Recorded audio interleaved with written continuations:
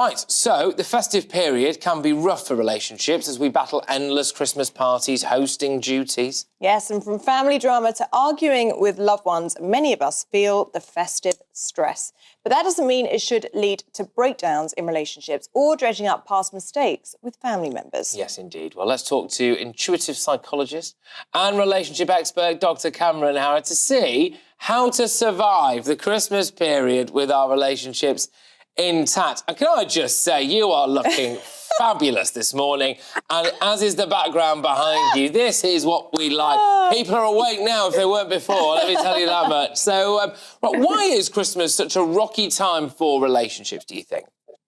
Because, holiday season comes with high expectation. We expect to look perfect, to decorate the home, to buy a lot of gifts, and probably many of us, we cannot afford them. Or some of us are nostalgic about the past and remember other holiday seasons that were happier.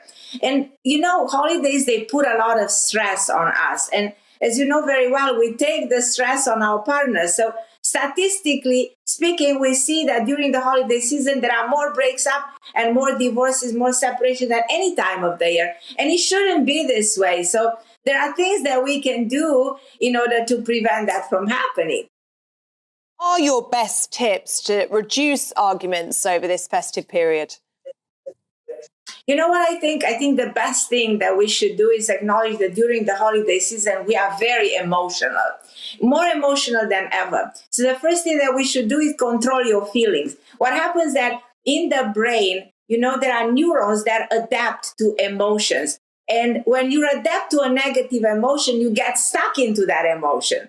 And we don't want to be stuck in sadness, in fear, in anger, in negativity. So emotions should be seen like visitors. You welcome them and you release them and invite them out of your life.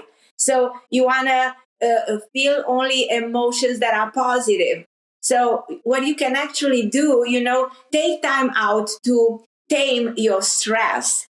Because if you want to control the holiday season the proper way, you should make sure that your cortisol level, the stress level, is as low as possible. How you can do that is very easy. We heard this a million times. You tell yourself, you use your own affirmation. I'm calm, I'm relaxed, I'm in control, I can handle this. And immediately you feel different and you can manage holidays the right way. As I said, the most important thing is during the holiday season to acknowledge that this is all about family celebration, giving, receiving. And the most beautiful thing about holidays are the fact that if you celebrate it with the right people who will empower you, what happens, the holidays will actually balance the chemistry of the brain, enhance your moods and help you live a healthier and longer life.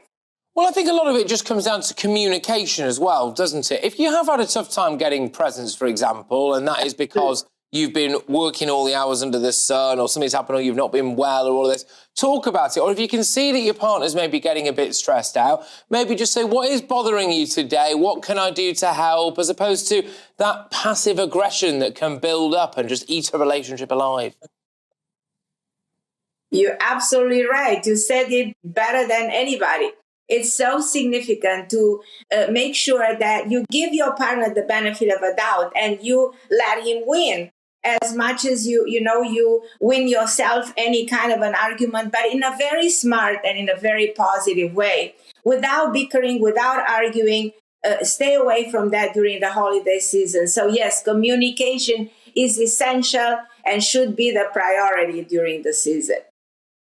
Focusing a lot here on relationships, so partners, but actually another relationship that is put to the absolute strain during the Christmas period can be siblings, sibling rivalries. You're all brought together under one roof. All of that old childhood sibling jealousy rears its ugly head yet again. And that, I think, is a little bit trickier to control than a romantic relationship, is it not?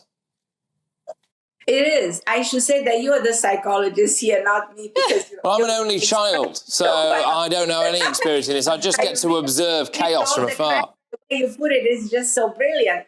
I have to admit that you said it beautifully. So you should make sure during the holiday season that you stay away from toxicity. what happens is that we surround ourselves with the people we should not be surrounded during the holiday season, because they open up all kinds of wounds. And stay away from toxicity is essential. And don't surround yourself with people who will make you feel small and insignificant, and they don't allow you to celebrate the proper way. Well, Carmen, really good to have you on the programme this morning. We all feel like we've been in a bit of family therapy with you. Thank you so much. I love you guys. You guys are fabulous.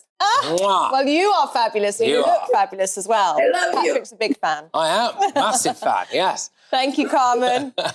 Well, that was brilliant. Really, really good. I loved that.